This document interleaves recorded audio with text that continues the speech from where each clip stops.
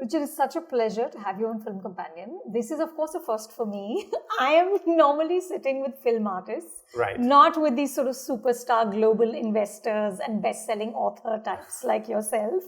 But I don't think enough people know that you're a massive movie buff. Totally. And in fact, as I've done my books, including this latest one, it's placed such a powerful image in my head in terms of what the movie scenes were. Like last year we'd gone to see a rally of Narendra Modi in Alwar, and the only thing I could think about as I saw that stunning backdrop where he was addressing the rally from, well, this is the place where Karan Arjun was shot.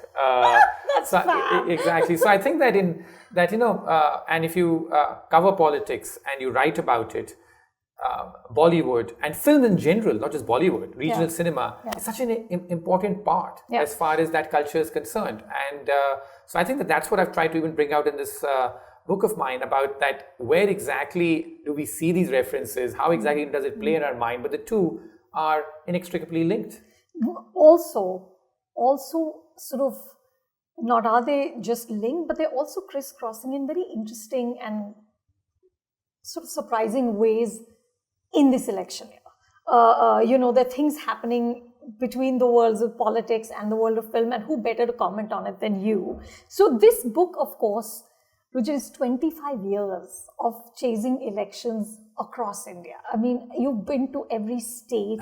You have met, chief ministers who used to be superstars. You've met actors who are leaning into politics. You've seen it from the ground up. So what is the role that you think films play in this political process? The story of this book is one of many Indias. And I think that that's what comes through even the role of film stars and, what role do they end up playing. So how have I seen film stars?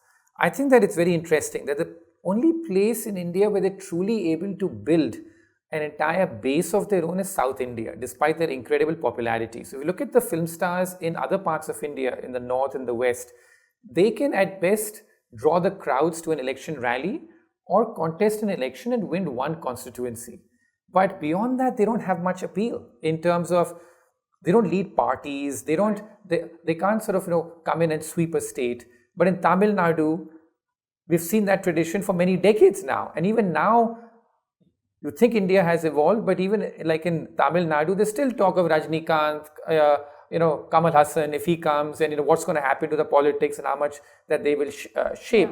So there's much more cult. So this amazing contradiction as far as India is concerned too, that if you look at the south of India, in places like Andhra Pradesh, Tamil Nadu, a lot of cult worship as far as film stars go, which translates into politics as well in terms of like the base they build.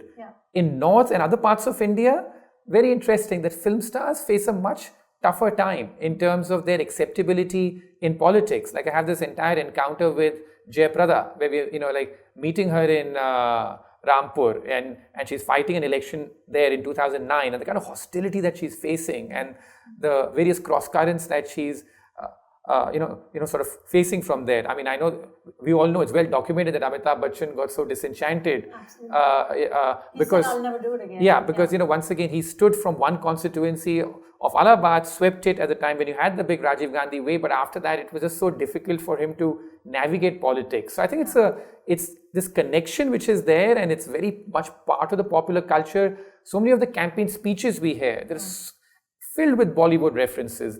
Lately, we're seeing that, with Uri, exactly, how's the Josh? But even in the past, like I remember this election rally, and sometimes it's a bit off as well, where Rahul Gandhi in 2017, he's campaigning in Uttar Pradesh, and he's talking about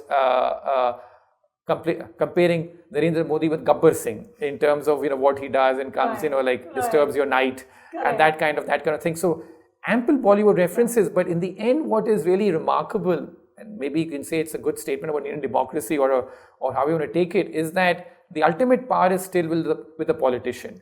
Everybody else, including Godmen, Bollywood stars, are like the accompaniments that they sort of help them. But they're not the people who really drive things. And that's At least not in the north. In most parts of India, I'd say except the south. Right. So, because even in the east, etc. So you hear of film stars, you hear of Bhojpuri stars, you hear of other stars, even in Maharashtra. But never before has a film star been able to go and really rule a state the way that they have done. in a couple of states in the south, like Tamil Nadu and Andhra Pradesh. So a very differentiated picture as far as India is concerned and the relationship with film stars, even though it is such an integral part of the discourse, of the conversations that we have with these politicians. Yeah. And you know what's fascinating? In the last month itself, Ruchir, we've had like a bunch of films which are sort of now what I call political films. So you had, we talked about Uri, which of course sort of reinforces the BJP narrative on the surgical strikes. You had Thackeray, you had the accidental prime minister, biopics of the PM, of Rahul Gandhi have already been announced. Every few months, it seems we get pictures of, Prime Minister Modi with sort of A-listers from the film industry. There was one selfie that went viral with, Ranveer and a bunch of people. Do you feel like Bollywood is being hijacked by political parties? I'd say that as far as Bollywood's concerned, what is very clear to me is how scared they are of politics, which is that they really do not want to comment, on political issues and sort of always say the very politically correct things. And that for me is slightly unfortunate because that's not what we get to see in places like America, where, But Ruchir, what choice is there? I mean, look at what happens when they have spoken about anything. Anything. People as powerful as Aamir and Shah Rukh have just sat there and watched their films be, just trampled on. And finally, that is what they do. That's their work. Yeah, I know. So I think that's the unfortunate part about business and politics in India, that even if you look at the business leaders in India, nobody says a thing against the government. And I think film stars are even more careful. But I still feel that I wish that would change a bit because, film stars have much more creative ability, much more sort of thing. Like in America, film stars so openly express their views about politics. It's there all the time. Most of them, of course, tend to be Democrat and stuff. But I wish in India too that the film stars would play a bit more of an active role than what they have. But in South India, as I said, it's a totally different picture. That they're so active about their political views and what they think and building their bases out there. But here, I guess that this is the country for you, and it tells you about how powerful the politicians are. That they completely reign supreme in most parts, and the film stars are at best just called out to, as you said, that they hijacked a bit just to draw the crowds and the eyeballs. But do you think we should be sort of, I don't know, how do we look at these movies? We've never had this spate of sort of political movies. I don't know. Anupam, I mean, if you remember that the first time I remember that happening with a whole bunch of movies coming through was before the 84-85 election, if you remember. There were all these movies like Inqilab and, like Rajesh Khanna and all doing these movies, talking about, like a general sense of disgust with the political No, what I meant was like these biopics. This is like all feels new and, or something like The Accidental Prime Minister, which is just pure propaganda. I just wish it had been a better film. Yeah, but I think that's But I think at the end of it, like it comes to that if you make a well thought out film like Uri, like you get acceptability. But if it's if it's seen as a tacky propaganda film, you just don't get acceptability for it. So I think that way the viewer is being discerning about it. And like in this country, what still shocks me is that despite this entire talk of the films and we think it's national conversation, the footfall still remains so small, in terms of how many people are actually seeing these in like in a cinema hall. Of course, it's much wider once it goes to the television and other media. Pirated, exactly. But it's still so small in terms of what it's doing. So I'm still very skeptical of the ability of movies to move the needle, really? In terms of what people think that they can move the needle. The politicians shouldn't be sort of spending energy in making biopics.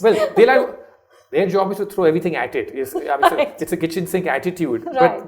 But the ability for that to move things, I think, is rather limited if they just look at the footfalls and what they're trying to reach out there. Yeah. But tell me, just what should the Bollywood artists do? Given the circumstances that if you say anything at all, if you deviate from script at all, 4 states will ban your film. Even if they don't ban the film and they uphold the Supreme Court judgment, the films don't release.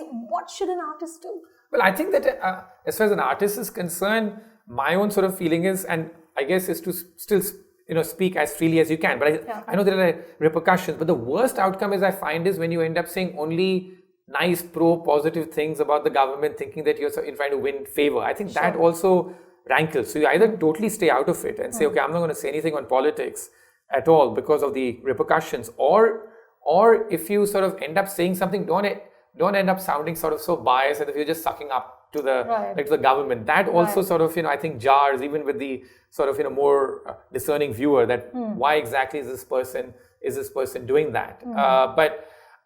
So I think that's the case. But for me, the big change in Indian cinema which has happened, and maybe that's the better way to do it, is more stories are being told of what is happening in the hinterland, what's happening, like the rise of all these directors that you've sort of spoken about in the previous shows, that they're capturing what's happening in the hinterland. Absolutely. And I find that to bring that out, to me, is something which is very fascinating. So, for example, you look at, like the movies about what's happening in like Uttar Pradesh, because I think that a lot of this crowd in Bombay and other places which basically lives in a bit of a bubble, as if this caste thing doesn't matter, in terms of that. Yeah. So the more the reality is portrayed with some cinematic license, the better it is. Now, of course, sometimes it ends up being totally jarring a bit, because take this example of Mirzapur, which has obviously been, a much talked about series. So we went to Mirzapur too as part of our election travels. And what we found striking was that the celluloid image was so different compared to what the reality there was. So if you go to Mirzapur, it's basically like the reality is very prosaic. There's, this is what reality is, this is what things are like in terms of as far as, on the ground. There was no sort of feeling that you're going to be bumped off at any point in time as the gun-toting gangs are not walking around. Yeah, walking around. I'm sure that's a subculture. So they spoke to us there about how, the kind of lifestyles that people are living in the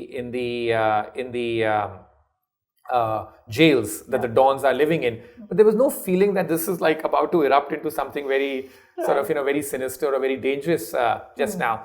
So I think that bringing out more of the true stories about what's really happening out there, and on these trips we've had such amazing encounters. We have had encounters with the dacoits, and in terms of what they've had to stay. We've spent time in the Chambal area, with the former dacoits, etc. out there, like Mohar Singh and things. So to me, it's about there is so many of these fascinating stories to be told, and how do you bring it out and tell it in a way which appears to be realistic?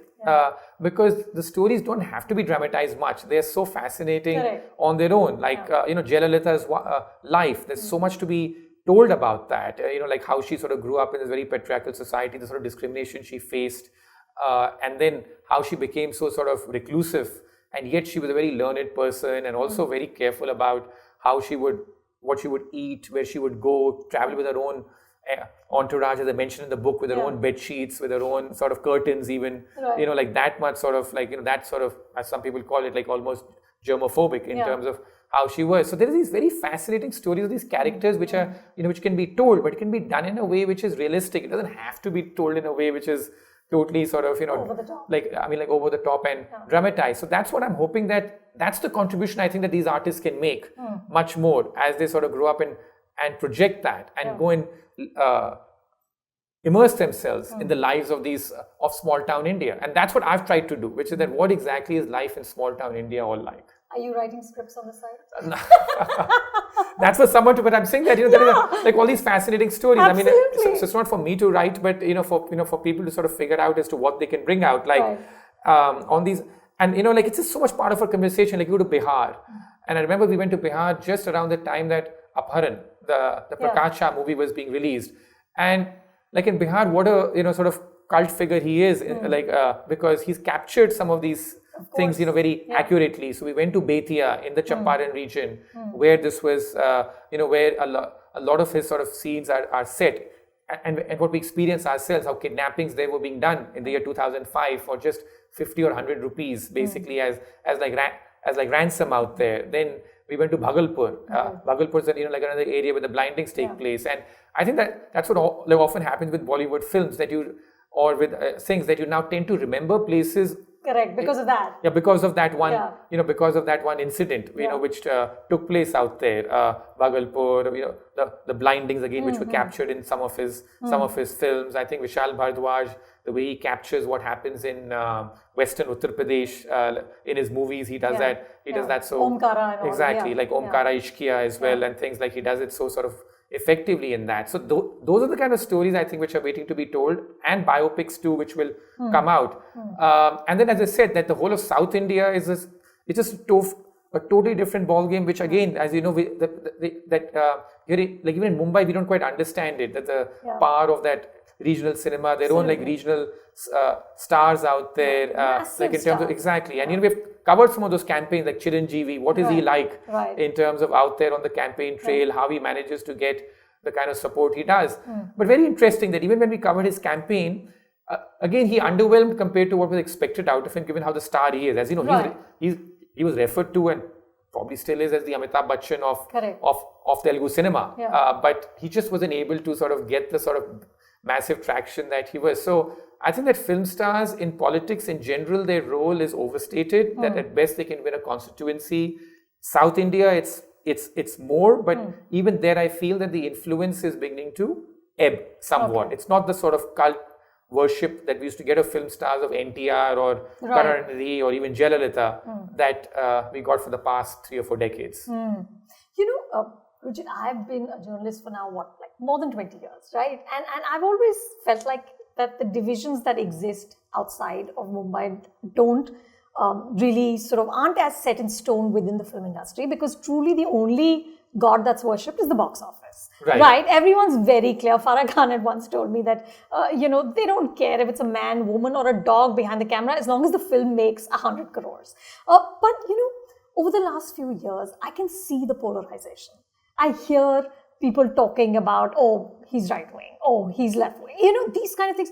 Is this stuff we should be concerned about? Absolutely. I mean, I think that it's like, like social media has really amplified that. That's so now easy to take down anyone on social media, and because people track it themselves, or like other people are very conscious of what's being said there. So I think that really I'm at a stage where I feel that it's playing a much more negative role than, at times in a positive role, just because of the way that things are taken down and people are taken down. It's very shrill and very polarizing. So I think that's an absolutely valid point. And, I'm at a much smaller sort of scale, but I see, what stars must be going through, because I see the sort of feedback which comes in now. It's like, it can be so hostile. You make one comment somewhere. Absolutely. And it's like organized. That, like if you make one comment, which sounds against the other side or something like that, then it's just basically very hostile and it's organized. That sort of comes through. But that's a reality I feel for. And, across the world, I think people are grappling with it, that if you look at political leaders across the world, their approval ratings are in general quite low now compared to what they used to be. And part of this is they're just taking people down on social media, and taking anyone down has become so much easier now compared to what it used to be in the olden days. So in your book, well, actually not in it, but behind your book, Ruchir, right there is a list of accomplishments which I want to read out just so I don't get them wrong. Outlook magazine put you on a list of the world's 25 smartest Indians. Okay, that's intimidating. The World Economic Forum featured you in the world's top young leaders. Foreign Policy magazine put you in the top 100 global thinkers. So my question is this: is there pressure on you to always be smart? Like, how comedians feel like they always need to be funny? Can you say dumb things and get away with it? I have no idea about that. But I'd say that in terms of, I think that it's the same pressure you face like after movies, right? That I've written 2 previous books. Right. And the issue is that everyone asks you, how is this doing compared to the previous 2? Yeah. And for good or for bad, the book industry tends to be more opaque. There is no box office, kind of collection out there which is instantly broadcast. It's much more fragmented. You have, the tracking system is not there, and we don't even have a New York Times bestseller list, which is coveted. That like is your name on that list or it's not on that list. So I'd say that it's just been one of those sort of things that the pressure is there. But luckily, when you are a writer or an author, you can still hide behind a bit of that compared to the film industry. So, but I think what it gives you is the true appreciation of the raw pressure which I think film stars go through, and that's something which you really feel for, because you're so, you're just constantly in the spotlight, you're constantly being assessed, your box office numbers are transparent, everybody knows, like a new movie gets released, and by that late night or next morning, you know exactly what the collection is. Your self-worth, to me, is always being sort of, assessed in terms of how it is based on these raw numbers. So I think that is a very scary thing. And even for like film stars, and I'm sure I'll get to the authors also the same way, but even film stars, because 20, 30 years ago, again, the numbers were much more opaque. You could hide behind it. Somebody would say something in some trade rag. Nobody cared. People, the box office was within the trade. Yeah. It's not like general people ask, how much money did it make? You just knew, okay, this was a hit or this was not a hit, but nobody was looking at actual box office figures. Yeah, because now it's like documented. It's now like, it's there. And it's conversation. It's general, like my mom talks about box office figures. That's right. And every metric, like everyone's counting how many likes you have online in terms of it, what statement you make, etc. So the pressure, I think, in general, for being a public figure is much greater today. As an author and a writer, you feel it to some extent, but I can only imagine what it's like for film stars, because it's magnified like multiple times.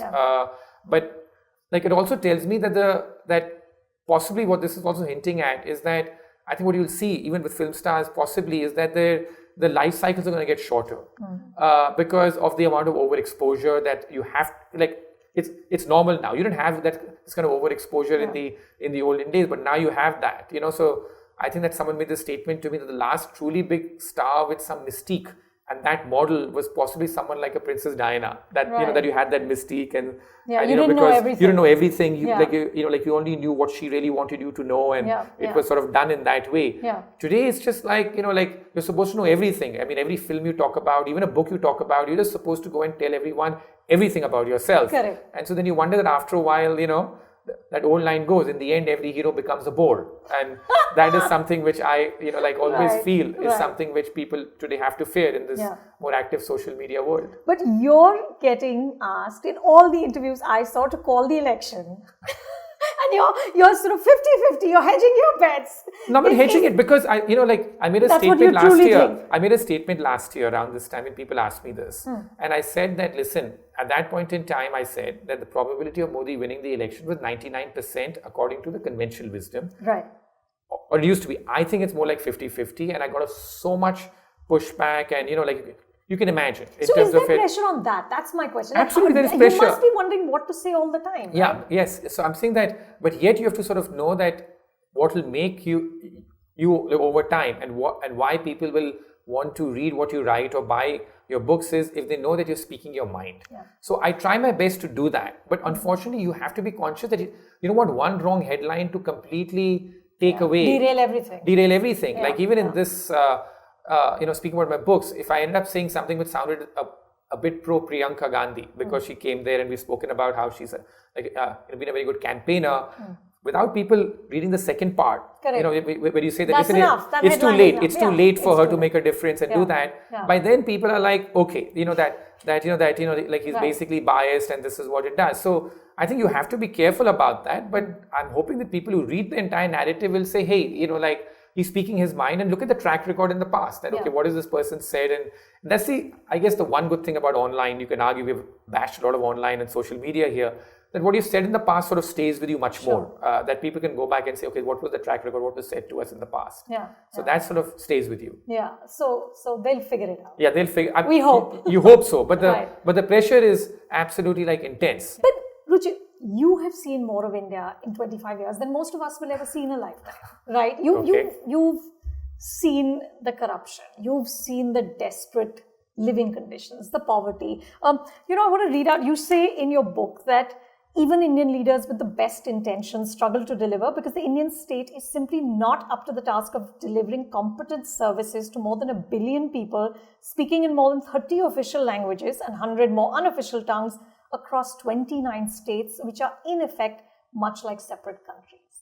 Given all that you've seen, how do you still manage to be optimistic? Because this book ends with an optimistic note. You say democracy is thriving. What makes you optimistic about India?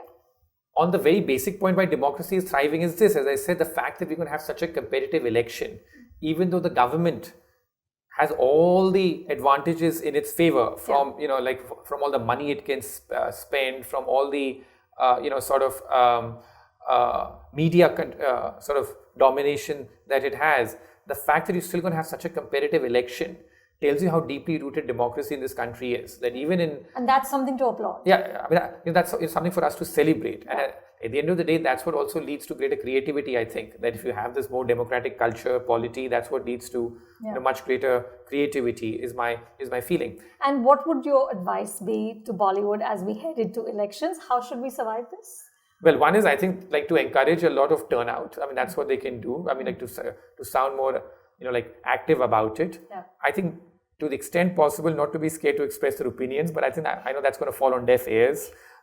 So that's not going to do. But if you do, if you want to appear sort of non-partisan, then don't speak at all. Yeah, don't speak at all. Rather than trying to make these sort of fake statements which appear, we're trying to sound good and like politically correct, because that is very inauthentic and does more injustice to what the what the true cause is. Like, I mean, I say this even to my sort of business friends, and often when the cameras go on, they'll say something very positive. The moment the cameras go off, then they go back to sort of speaking their frank mind about what it is. That dissonance for me jars.